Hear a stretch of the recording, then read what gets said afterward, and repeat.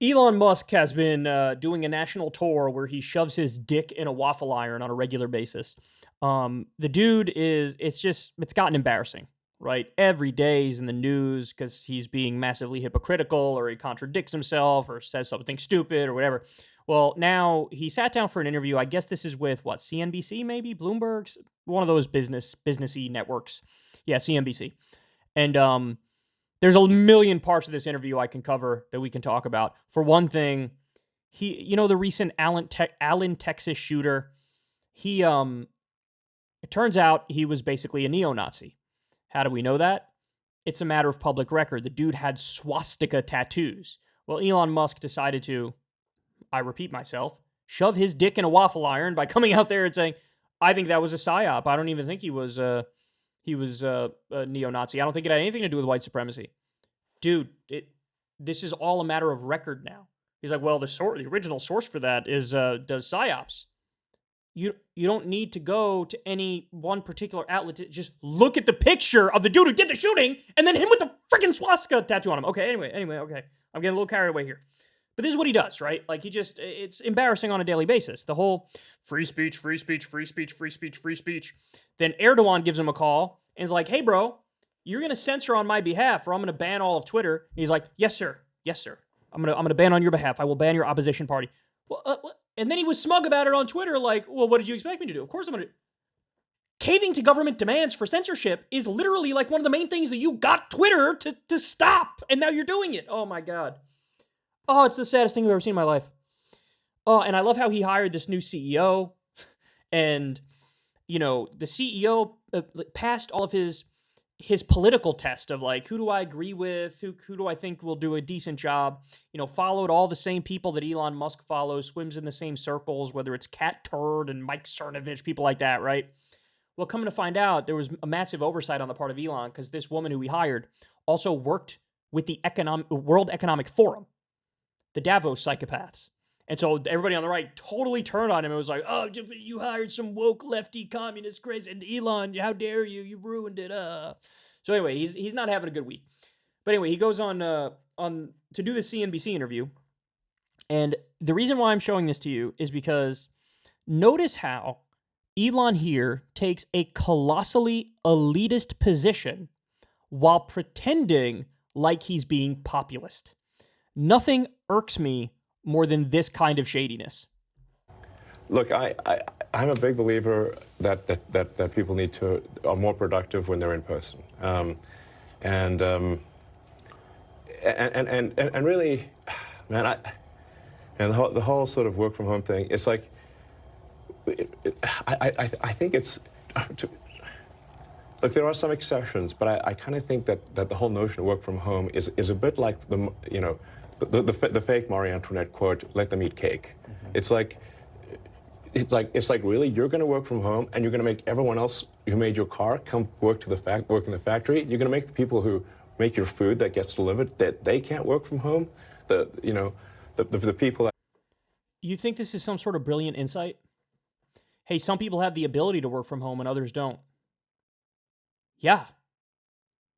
So does that mean that people who can do their job from home shouldn't be allowed to do their job from home because of some arbitrary rule you're making up in your own mind that since some people can't work from home, nobody can work from home? Really? Now again, watch, he's still going to mask this as if he's being populist here. Work from home, the people that come fix your house, they can't work from home, but you can? Does that seem morally right?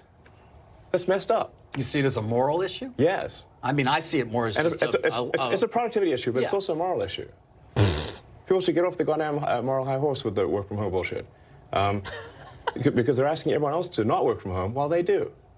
And yet there's still pushback, by the way. It's still going on. This battle is still happening. I mean, leaders of organizations, and I speak to plenty of them, I want people back. 3 days a week, they're still battling. It's not clear that it's ever going to change to... People are not coming back 5 days a week. Look, the laptop class is living in La La Land, okay? As I said, you can't, but look at the cause. Are people working from home here? Of course not. Oh, look, we stumbled upon the truth of the situation. You're a billionaire who's part of the owner class who wants to control people, so you say, get your ass to work so I can lord over you. That's the fact of the matter. Dude, you're a billionaire, elitist business owner, by the way, also massively subsidized to the tune of billions of dollars by the federal government, and you're standing there acting like you're some sort of defender of the working class by chastising people to get back into work. Let me tell you something. If people can do their job and do it effectively and do it well, but they can do it from home, piss off. It's their choice. Let them do that. People are sick of it, man. They're sick of it. They're sick of people like Elon Musk lording over them. They're sick of a rigid hierarchy in the office, having somebody peek over your shoulder to make sure you're not fucking off for 17 seconds.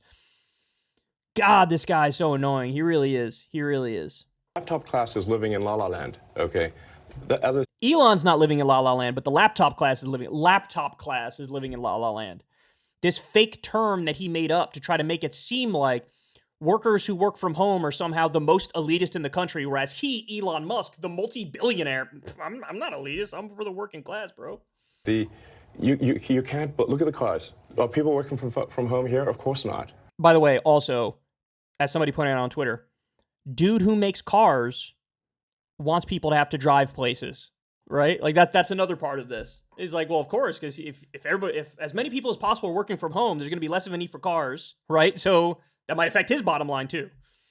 So the people were building cars, servicing the cars, building houses, fixing houses, making the food, making all the things that people consume. It's messed up to assume that yes, they have to go to work, but you don't. How is that? That is, it's not just a productivity thing. I think it's morally wrong. Again, he wants to talk about something being morally wrong. My dude, you're a massive capitalist. The businesses that you run are little tyrannies by design. Don't talk to me about morally wrong. When you got people waiting on your every little word, okay? There is no democratic process from within his company or one of his companies, right? So this smugness, this unearned smugness, is, oh, I'm going to stand up for the little guy by forcing them to go to work, even if they could do the same job from home and be a hell of a lot happier. By the way, I don't even buy that you are more productive if you're in the... I don't buy that for a second. In the same way that this might come as a surprise to some people, but in study after study, people are just as productive, if not more productive, with a 4-day work week instead of a 5-day work week. Working fewer days, being just as productive, if not more productive. That's a little counterintuitive now, isn't it? But you know what? It happens to be true. You give people a little bit more leisure time. Maybe they recharge their batteries a little better. Maybe they're able to work a little more efficiently when it is time to work. By the same token, look, man, you let me do whatever I got to do from my bed, wearing my pajama pants, eating some Cheetos. I'll probably get it done and get it done better. I'll probably have a more clear mind. You know, I won't be so frustrated from a lack of sleep and getting caught in traffic on the way to the job. It's like his complaint here is such an elitist complaint. It is so elitist. Only on CNBC does this resonate, because the 17 people watching CNBC are all multimillionaire Wall Street ghouls, people that own a number of businesses, and hey, why don't our workers just shut up and fall in line like they used to, bro? Why don't they do that? Because you know what? When COVID hit, a lot of people started to rethink their priorities. Hey, why am I wasting 5 or 6 days out of a 7-day week in an office doing a job that I don't give a fuck about? Why don't I save up whatever I got? Maybe I'll get an RV. Maybe I'll travel the world a little bit. If I do get a job, maybe it'll be part-time. Maybe I'll do it from home. Yeah, you can't get these people to go to the office because they don't want to anymore, because they realize I don't want to do this. And he's got a problem with that. Shockingly. Billionaire capitalist has a problem with workers being more empowered. Morally wrong. Although productivity is definitely impacted too. And the ability of people to learn. I mean, on and on. Listen, I mean, look, but, people will disagree with me about this, but it's like... So if you want to work at Tesla, you want to work at SpaceX, you want to work at Twitter, you got to come into the office every day. Yes, I mean, like, I'm not saying...